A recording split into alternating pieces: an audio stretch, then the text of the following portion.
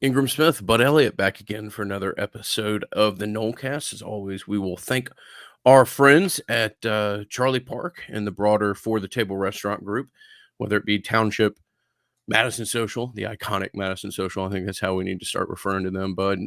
Madison Social or Charlie Park.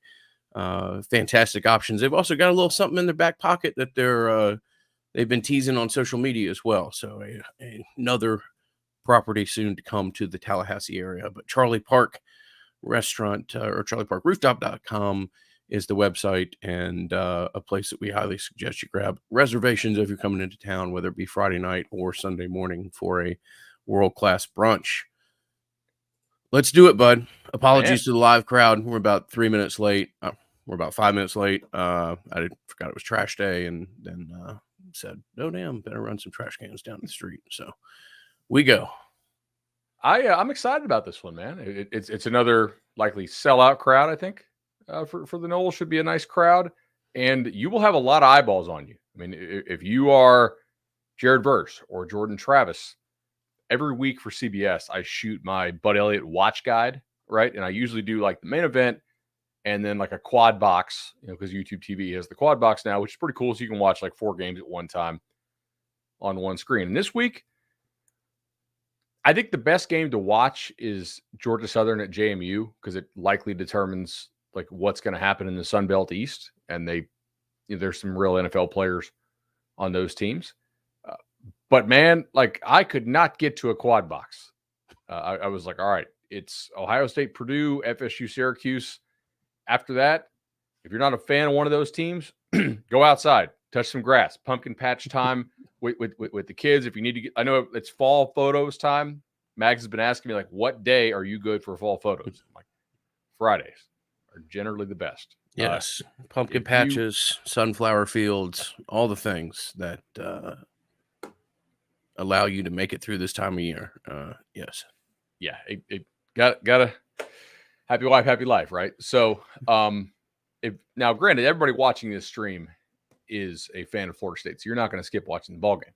But if you were not, like, my point is though, there's not really many good games on in the noon slot this week. So they took FSU, they took Ohio State because those are big brands that are always going to rate on television. Congrats to Virginia Tech, by the way, on such a great TV rating. It's amazing how many people they must have been inspired by that Hokies win over Pitt. They had to tune in last week to see that one. They woke up, definitely. Really amazing. Just wake up the echoes of Michael Vick and who was that good?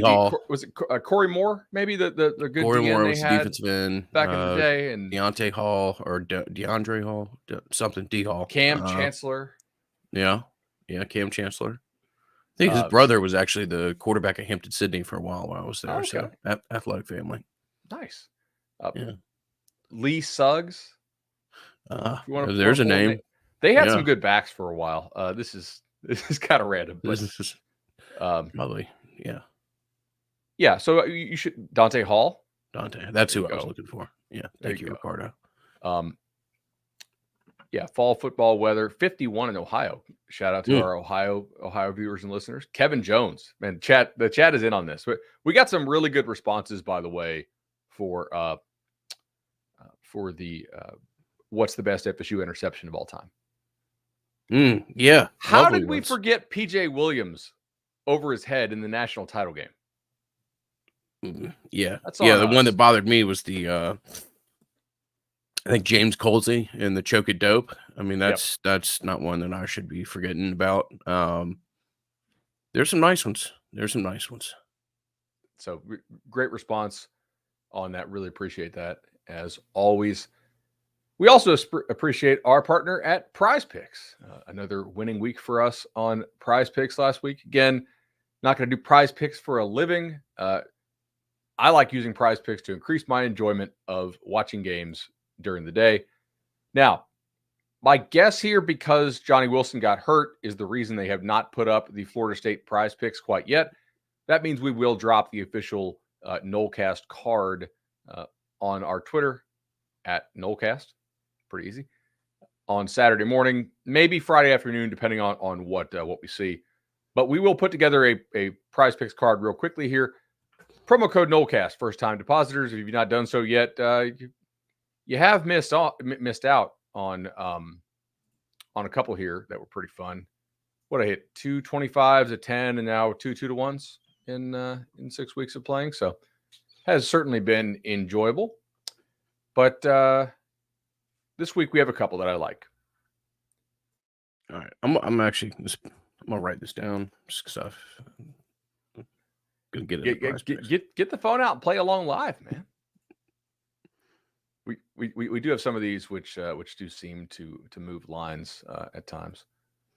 All right. So we are going to start out with tonight's game. Donovan Smith and Samuel Brown for Houston. This is a game Dana Holgorsen has to have. Otherwise, I think he really could get fired. And I think if you're Dana, you're going to go down swinging, which means throwing the football, most likely.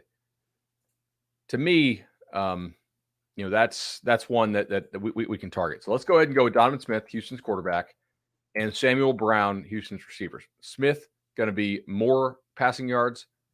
Brown, bigger fantasy score, more than 14.5. Next, we're going to go to Baton Rouge. And this is dangerous to bet a less than on touchdowns with LSU. But I do think Missouri showed us something with LSU in playing them a lot of too high, daring them to run the football. I would expect that Auburn plays a little bit slower tempo game here, most likely in Death Valley, to try to manage expectations, and kind of like they did a little bit against Georgia. I'm going to go Brian Thomas, less than 1 touchdown reception. Maybe a little more red zone roulette from Auburn, a little more running the football in the red zone. Next, have you seen Deacon Hill, the Iowa quarterback? Oh, buddy. I've seen some of his media and stuff like that, and I from afar. I don't get to watch all the Cover 3, but it looks like you've had a great year, and it looks like you've really sunk your teeth into this Iowa thing. So, I mean, he is amazing. They're calling this guy Bacon Hill. Mm-hmm. He is 6'2", listed 263. Okay. At quarterback. Not a chance. So does he look like Lorenzen or whatever from 15 years ago? Yeah. Okay. He looks like a guy who was like 4th string at Wisconsin, kind of, enjoying the college experience, maybe not enjoying cardio quite as much, and never really thought he'd have to play. That's kind of what he was, actually. And then McNamara got hurt for Iowa. Yeah, unfortunately. He's amazing. He was 0 of 7 targeting receivers last week. Okay. 0 of 7. Did throw 6 of 21 on the day. 6 of 21. Now, this could be a silly play because of the lack of volume of passing. I don't know how much Iowa will really pass, but we are projected to have sustained winds of over 19 miles an hour and rain in Wisconsin. Iowa has to travel up there. My guess is Wisconsin wins football game, which means Iowa's going to have to pass a little bit. Maybe they throw an end of game Hail Mary or whatever. Anyway, I'm going to go Deacon Hill to throw pick. Deacon Hill more than 1.5 interceptions. And then I'm going to go Drake May, more than 299.5 passing yards. And I think he's going to throw him to Devontae Walker. Devontae Walker, more than 55.5 receiving yards. Those are sort of related, obviously. I don't think North Carolina can run on Miami that much, but I do think they could probably throw the ball on them. So there's our PrizePicks card, man. So there's 6. My suggestion, and we said this last year, create low dollar cards, maybe off of those 6, create 4 or 5, Yeah, spread it around. So spread it around, give yourself as good of a chance. You're listening to a guy that's pretty qualified to give you PrizePicks suggestions. So no, I mean, seriously, like you absolutely killed it last year. Maybe I'll have time to dump head first back into it at some point. So you've been a little busy. Yeah. All right, so now let's go ahead and talk a little Syracuse. Noon, 4-2 Syracuse. Did you watch Dino's press conference this week? I read some of the transcript. I didn't watch it. He looks to me like a guy who kind of liked his team and is now kind of out of bullets. He talked about they're getting to the point in the year where because of the transfer portal, the depth what is gone. depth? Yeah. It's promo code NOLCAST, by the way, is the promo code for 100% deposit match bonus for first time depositors on PrizePicks. I forgot to say the promo code. That's how we get paid. So probably should, drop the promo code. Apologies. So he said, what depth? Yeah. He said the depth went out in the transfer portal. Now you can say like, hey, Syracuse, you guys could have also done a better job of dipping down to, G5 or the FCS to acquire some players. I don't know how much NIL they have to play with. I also don't know, like Syracuse admission wise, I know they get some kids in. I don't know how easy it is to get players into Syracuse from the transfer side. Probably not super easy, just because it's a private school and a decent academic school, right? It's kind of an oxymoron, academic school. Like they're all academic in some way. But there are some notable problems that they have had this year with injuries, and if you watch them, there's just not much going on. Let's start with the offense because that's really kind of where they so far this year they beat Colgate 65-0. They beat Western Michigan 48-7. It was like 42-0 at the half. Or no, Western Michigan actually scored the first play of the game. Apologies, but it was basically over at the half. Cuse could have scored not 90, but like probably 80 if they really wanted to. Super aggressive tempo, really well coached offense, in my opinion. I think Jason Beck does a great job there. That's the guy that a lot of people will tell you was sort of the dude behind the scenes for Robert and I at UVA when they had that crazy year with Brendan Armstrong in 2021. He's like their QB coach OC. I think he does a really good job. At Purdue, 35-20. Army, 29-16, another win. They lost to Clemson 31-14 at home. And last week they kind of bottomed against UNC 40-7. They got FSU this weekend. Then they've got a bye week. They have at the Hokies, host BC, host Pitt, or actually neutral field. They're playing that in Yankee Stadium. At Georgia Tech, and then host Wake Forest. Look, to me, I'm not saying Syracuse won't play hard because I think they will play hard. They don't seem to just totally mail it in. But this does feel like a survive and get to your corner football game for me, right? You're really pretty banged up at some spots. You have a very good chance, in my opinion, to make a bowl game and to win. Can they get 3 of Vatech, Boston College, Pitt, Georgia Tech, Wake? That's if possible. You do, you're 7-5. Yep. I think that's a hell of a coaching job by Dino to go 7-5, given the guys I'm about to tell you they've lost for the season, who have been out for the crucial games. And looking at their offense, SP Plus has it 54th. I don't think this is the 54th offense with who is currently on the field. And I started to think about this because Rodney Gadsden was probably the best tight end in the ACC. Like that guy's freaky. Obviously, his dad was a really nice player for the Dolphins. He went out in the Western game, and then they still haven't had Trevor Pena, this receiver who they like a lot. He got hurt in camp, and I started to get concerned about Cuse's offense as these guys might be really broken. They ran Schrader 23 times against Purdue, the quarterback, which I know Purdue and Syracuse are kind of even-ish teams, but that's a red flag to me if you have to run the quarterback that much. He had 14 carries against Army. I'm like, man, we're going to have 40 carries in 2 weeks. I know they got to get these dubs, but then they also lost Jones, their other receiver. And Villari, who was their best remaining pass catcher, went down in the third quarter of the Clemson game. So they're kind of just I'm out. Yeah. Oh, and they lost Wallenbaugh, their starting right tackle, for the year.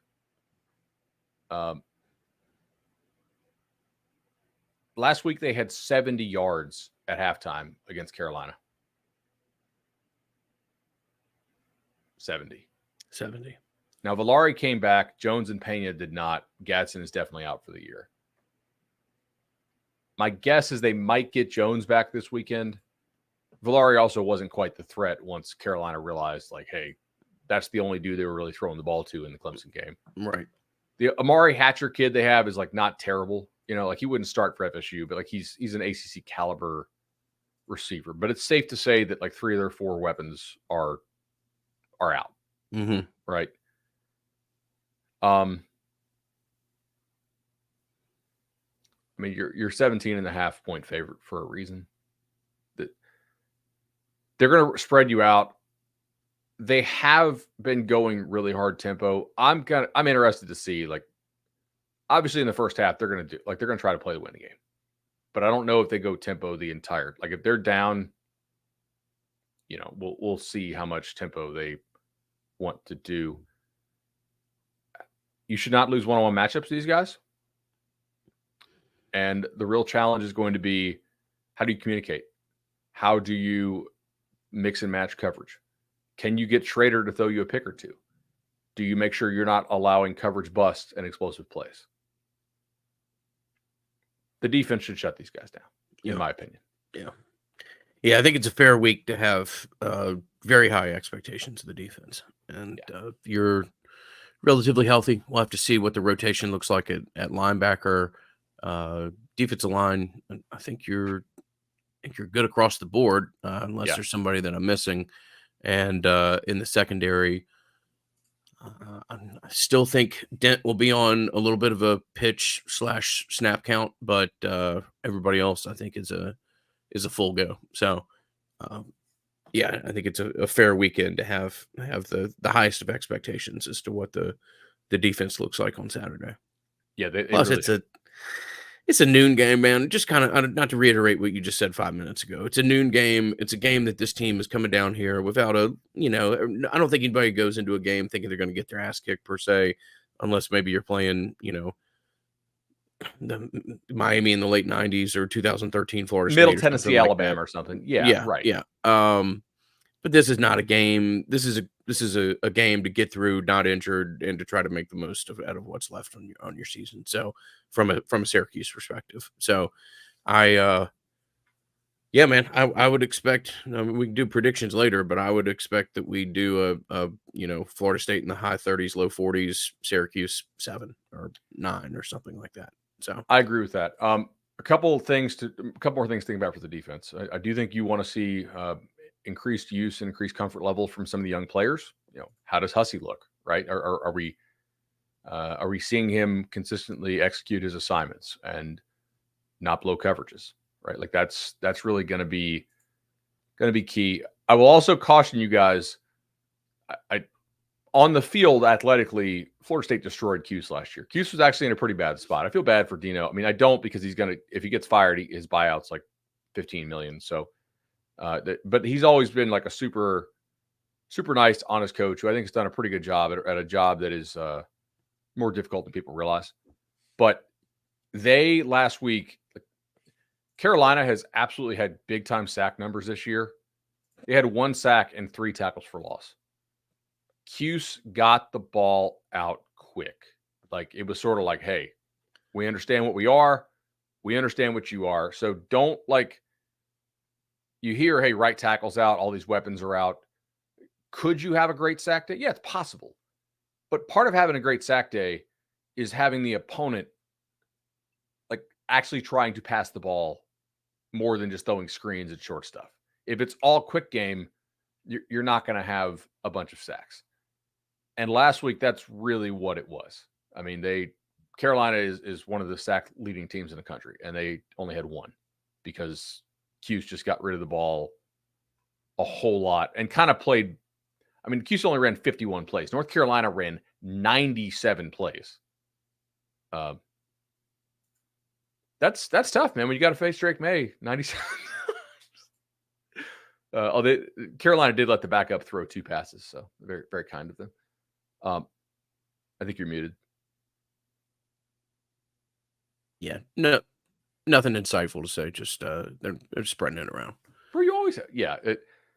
I don't know. We'll see. I mean, it's a kind of hard game to predict because we don't know like how much in the first half. I would expect Cuse will try. It's a national televised game, but I do think in some ways it's a get to the corner game, and if you don't mess around early, I think Cuse will gloves up, try not to take the headshots, get to the corner. Mm-hmm. Something that a lot of people have is four corners. Thanks to our buddies Chad and Shannon, 844 FSU loan, 844 FSU loan. Yeah, that was not great. Sorry.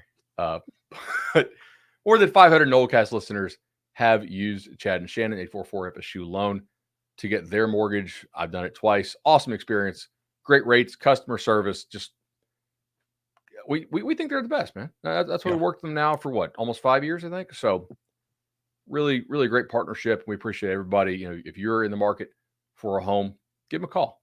Might really work out for you. Built on speed, simplicity, and Shannon. So those are your three S's. Also, just as passionate a bunch as you could ever find. They do donate a decent chunk of any loan that they do through the Nolecast now to the Battle's End, which is obviously greatly appreciated as well. So a lot of people talk about being passionate about things. Chad and Shannon have thrown their passion fully behind a couple of different projects, and we certainly appreciate them for that. Speaking of the Battle's End, real quickly, I just retweeted something from the Nolecast account. We've got a video kind of breaking down the Clemson scoop and score from a couple different players' perspectives. Some talk about how that call actually occurred, a late switch of the blitz.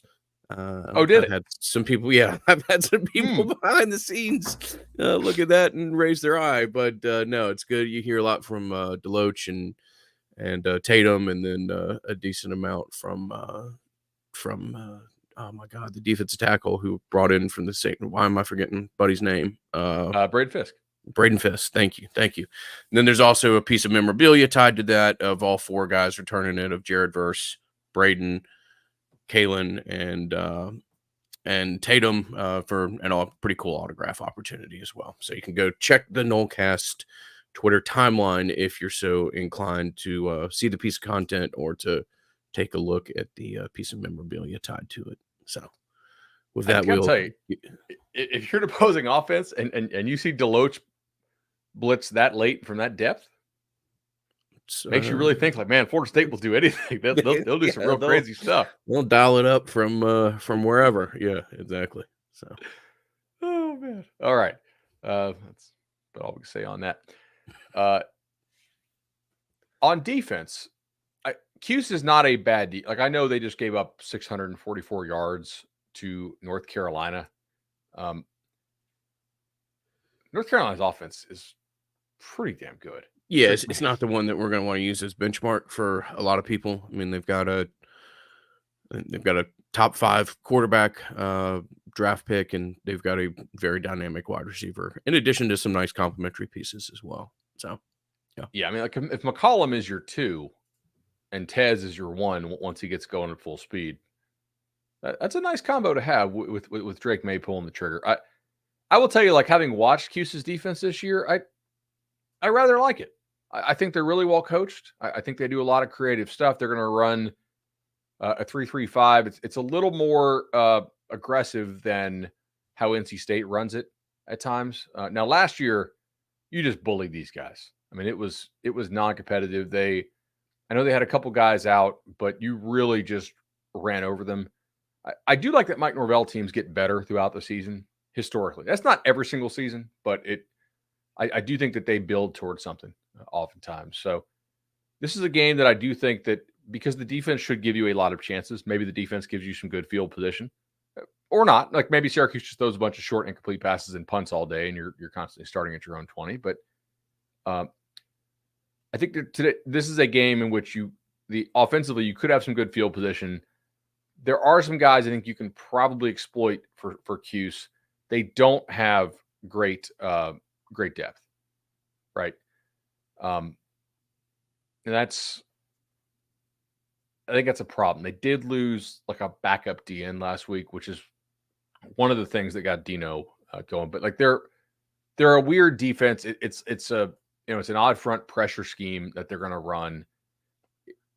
It's mostly undersized guys. Like their starters, their 3-down starters are 276, 271, 283. And you're like, oh, wow, we should just push them around like crazy. And I get that, but they know that they're undersized too. They're going to shoot a lot of gaps. They're going to do stuff to confuse you.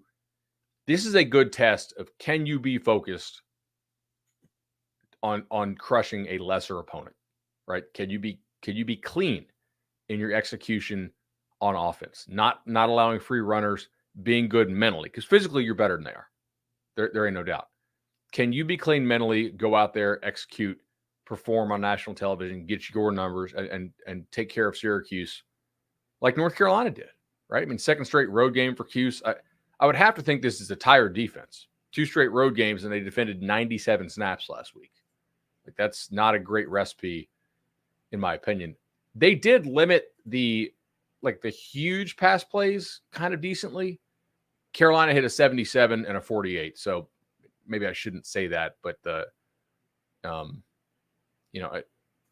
they didn't hit like 7 50-yarders on them. It was a lot of like 18, 12, 15, 21. This defense is definitely not as good as it was last year at full health, but it's probably a little bit better than the one you played last year in the Dome when they had all those guys out. I like FSU's chances here of getting to 40, as long as they don't both just go like, crazy slow tempo. It would be interesting to see if there's some things that you particularly try to work on with the offense. Again, I think you're in such a place. Got some good, healthy chat back and forth there. Such a place from a defensive side of the ball that, maybe you can be a little bit more experimental with what you try to do on offense. Maybe you can try some concepts in the run game or whatever else that you've been wanting to look at. I think it's it's a game. What you have everybody. Johnny has some questions. Bless, you still may not see for another week or so. You may see him. I don't know, but it wouldn't surprise me if that's not another week. Anybody else I'm missing, Bud, from a health perspective? I mean, do you see a ramp up for Rob Scott? Yeah, that's interesting. I think you may see a similar level there. I don't know of exactly what they have targeted there, but just from what we can see, I mean, look, he played 10 or 15 games in the LSU game and then had to come out for just a period of time. So you got to, of all the load management, I think that's the one that you got to be the most cognizant of, particularly if your idea is to try to get him to a place where he can play 5 games in a row at the end of the season or something like that for you. So has Keon gone 2 games in a row without having a big game? No. I think Keon will have a good game. Yeah, maybe one to. I would jot down on the prize picks as well. Yeah. Yeah. So obviously, like your kind of patchwork-ish offensive line here against a QC line that has been okay, not amazing on the season. They did get 6 tackles for loss against UNC. I mean, part of that is against some backups and the fact that, I mean, if you run 97 plays, you're going to probably have a couple tackles for loss allowed, because it's just, that's going to happen. Ultimately, this game is more about you than it is them, most likely. Like, I want to see clean execution, and I want to see, like, not just, hey, yeah, you put up a good number on the scoreboard because Q's busted a couple things, right? Like, they'll probably bust 1 or 2, but how do you look? Do you look clean? Like, do you look like you're becoming more comfortable as a unit and cohesive as a unit on offense? Like, those are some things that I want to see out of this team this week. What you want to do predictions? What else do we want to talk about here? Yeah, you want to go around the conference? Yeah, let's touch conference real quickly. I do think that that'll be something that we continue to do as we. I think the 2 things from a projection standpoint that I think that we'll check on every week is, what's the conference look like, and if Georgia stays undefeated, what can we do to not get that 4th spot? Should we be so fortunate to get a playoff invite? Yeah, I don't love Carson Beck making these like a million high level throws. That's annoying. If you're, yeah, agreed. Where's the Natty this year? Houston? Believe so. I think I've done 2 versus 3 go out west, which I think so. I know financially is a burden for a lot of people. I get it, but that's it's an awesome trip. That is the one place that I would say like you got to go see a football game there. So yeah. The sun setting over the St. Gabriel's. Rose Bowl is beyond description. So yeah, it really is nice. So Louisville 7.5-point favorite at Pitt. Pitt's off a bye week. Pitt's changing quarterbacks. This is one of the hardest remaining games for Louisville. That will be one to watch, like just to see how they handle success. The way they shut down the Irish. Sign stealing does happen in football. Yep, and I'm kind of curious. And they seem to really intuit quite well what Notre Dame was going to do. So, I see what you're saying. That was a surprising result based on priors. Let's take a look here. Oh, so the other games for Louisville that we actually are concerned about, just because if Louisville picks up an L, I mean, your chance of making it to the ACC championship game do go up, obviously, right? Now, granted, I think as long as you take care of business, you're probably okay regardless. I mean, if you go undefeated, you're 100% in. So they have at Pitt, host Duke on a short week, Vatek, UVA, at Miami, Kentucky. Kentucky obviously doesn't matter for the conference race. At Miami remains their toughest game, but we shall see. Miami goes to North Carolina. I don't know if either team can run the ball on each other all that well, but I think maybe both can pass on each other. That will be an interesting one. From the standpoint of you'd prefer not to have to play Drake May in the ACC championship game in Charlotte if you could avoid it. You almost want Miami to win this, right? But from a hilarious standpoint, but you don't. Yeah. I just Miami should lose. I mean, you don't want to play Drake May, but you want to be able to do things in the recruiting world that question how legitimate and solid Miami is. So nobody loses a game twice like Miami. You can chew. Yeah, I was gonna say you can cheer for either team this weekend and find legitimate reasons as to why. Clemson is on a bye week. That's really the only other teams in the league who are contending for the ACC title. I guess Duke technically is because they don't have an ACC loss yet. They're hosting NC State. I don't think that he's back this week. Mm-hmm. I don't think he's back in Tallahassee next week. I could be wrong, but I that looked bad, and I'm not a doctor, but I do watch a lot of football. Mm-hmm. Wouldn't shock me if maybe Duke lets him have the bye week too, and then and then works through that. Let me see other stuff around the nation. I mean, USC and Notre Dame is pretty interesting to me. Oregon, Washington, obviously, is pretty wild. Yeah. It's kind of cool. We can do these around the league segments and talk about like, hey, these have stakes for the ACC title game. You got to take care of business, and then you got still novel and sweet that we can just sit here and be like, yeah, we got a 4 next to our name, and some people think it should be a 3 or a 2. Yeah, no, it's all still new.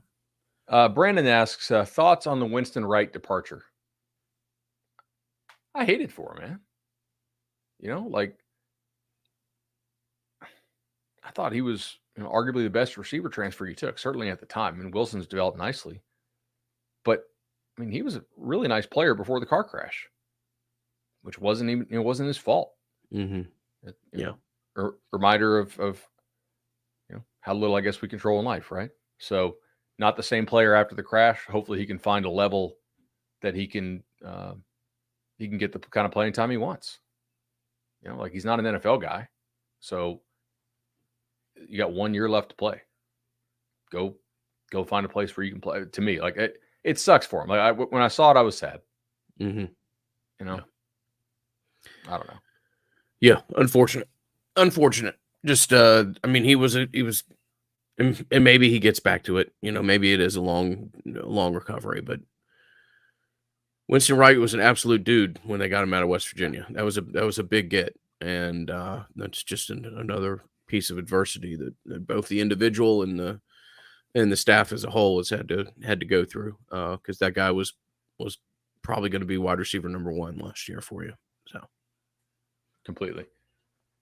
All right. You want to go? Have we talked about congruity yet?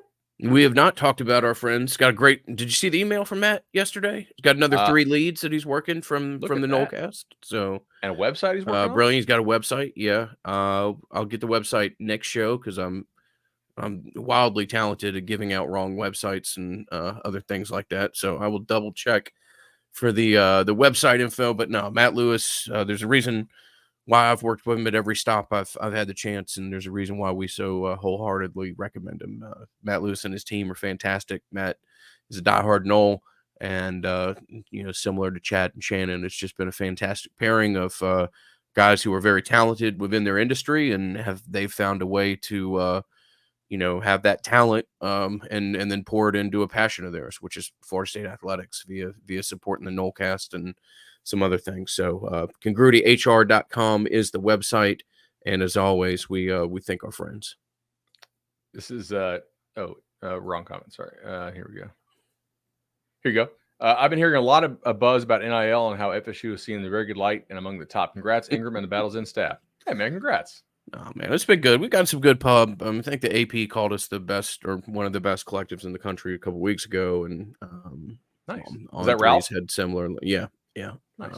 On Threes had similar language, and no, it's good, man. And we've been fortunate to be supported, by the fan base, many of the Nolecast listeners. So if you have an interest, it's thebattlesend.com, and you can give a one-time gift of $5 if you want to. You can sign up for a membership, or look, if you can't support it monetarily, you can just go to the webpage, the YouTube page, and there's a lot of content on there that we're getting better and better at with each one we do, and some of the stuff I think is very, very interesting. The review of the Clemson play that I referenced earlier is it's only 4 or 5 minutes long. Give it a click, like it. If you want to subscribe to the webpage, that'd be great as well, or the YouTube page. So like the video for sure. All right, prediction time. I think I went first last week. You're up this week. Yeah, I tipped my hat, or I tipped my hand a little bit earlier, but I do think that I'm gonna go 42-9, bud, and I'm gonna walk out of Doak Campbell with a little bit of chill in the air, saying that for every other game here, I'll be wearing my home field bomber jacket that I go to homefieldapparel.com and buy, and use the coupon code Nolecast. But the weather is starting to get to bomber jacket level. They also have a wonderful selection of sweaters and other things. But for me, official prediction 42-9. But line is 17.5. Is that right? It is. Yeah. Look, Vegas gets it right a hell of a lot more than a random podcaster does. But that to me seems so. Lines at 17 and team totals at 37. Is that right? Yeah. Okay. Yeah, roughly. So over under 56. Okay. Yeah. That's about where I'm going to go. I mean, look, I don't know that you're necessarily stealing betting FSU this week. This Cuse team, which really didn't lose anybody new of importance, was just 9.5 at UNC. Now, obviously, you're going to adjust. I didn't adjust their power rating down anyway because I had UNC. Like I thought UNC was going to kill them, but like Vegas is going to adjust the rating a little bit on Cuse. I get it. But like Florida State is not a 10-point favorite over North Carolina on a neutral field. Right. So, or, even an 8, it would be less than a touchdown, not less than a field goal, but like, it'd probably be like a 5 or 6 point spread. I would think.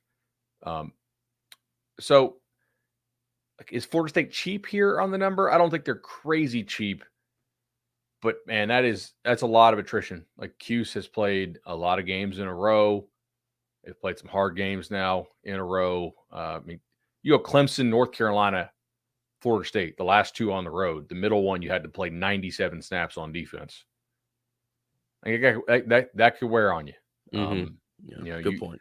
You caught a tired Clemson team last year, and you bullied them. And I think Syracuse team last year. Sorry, yes, excuse me, a tired Syracuse team last year that was dinged. I'm gonna agree with you on the 42. I'm gonna give Cuse, I don't know, 13, but I think that's like a score on the second teamers like LSU did. I'm gonna predict FSU's first string to hold this offense out of the end zone. Okay. Did you see where Benson was clocked at 22 miles an hour on that run? I mean, dude, if you get him through the line with a head of steam, it's easier said than done. I think that's a little bit of a fast gun. I don't have the internal numbers, but they also had a quarterback from I think Miami of Ohio run like a 21, which 21 miles an hour is very, very fast, y'all. And I don't know, maybe I'm just hating on the young man, but he doesn't look like he's got a 21 mile an hour in his back pocket. I'll put it that way. Oh wait, no, so this is not GPS numbers. This is they're extrapolating the film. It's it's ESPN's or they partner with ESPN, and I don't know how they get it. I mean, they is this the real analytics, folks? I would want to know. Yeah, I believe so. I would want to know what the internal number is, and maybe Florida State has the equivalent of a slow gun in baseball or something like that. I don't know, but 22 miles an hour is like as fast as Tyreek Hill. Now Benson is super, super fast. I'm not doubting that at all. It for what it's worth, on his 65 yarder or whatever it was, they had him at I think 20, either 21.1 or something like that, or 20.9, which I mean, I can see where he didn't get up to quite top speed there because he was kind of pushing people off him, but he's fast, dude. You're absolutely right. I mean, I know some of the numbers in last year's BC kickoff return were, I think, was the fastest that. Don't quote me on this, but I think that was the fastest that anybody hit all year on the team. So, trust me, I'm not saying Benson doesn't have it in him. Yeah. You can't tell me that he was going faster on that run than he was on the kickoff return. Mm-hmm. Yeah, like the kickoff return clearly. I'm not gonna say anything that gets me sued, but I'm skeptical of how far along we are in the technology to measure, due to varying camera angles, exactly how fast people are going just from watching video. Mm-hmm. Yeah, fair. That's all I'll say about that. GPS stuff, I generally trust more. And even then, there's some weird stuff with the GPS. Like, it's a cool technology. It's an evolving technology. I don't know that it's gospel just yet. We'll see. Yeah, man. Cool. Excited for this weekend. Anything else we need to hit? Bud, are you coming to another Florida State game this year? I'm going to the Miami game. Okay. Because that is the question I get asked by almost everybody that I run into. Yes. Is Bud here? What's Bud's doing? What is Bud doing? Like, I don't know what Bud's doing. He's probably spending time with his family. And then what other games is Bud coming to? So, yeah, I'll go to Miami, and then I'll likely go to the Florida game. Okay. It'll be a good time. Yeah. All right, y'all. There's a Nolecast. If you get a chance to like, subscribe, share, whatever you can do to support the podcast, always appreciated. All the live listeners, very much appreciated. That is becoming a more and more influential aspect in the YouTube algorithm. So for all of you who can make it in here and chat with us is awesome. Until next time, we'll have an instant reaction.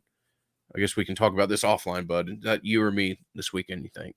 I can handle noon games are generally good for you. Work. All right, y'all. Till next time. This is it. We'll talk soon. See you, buddy.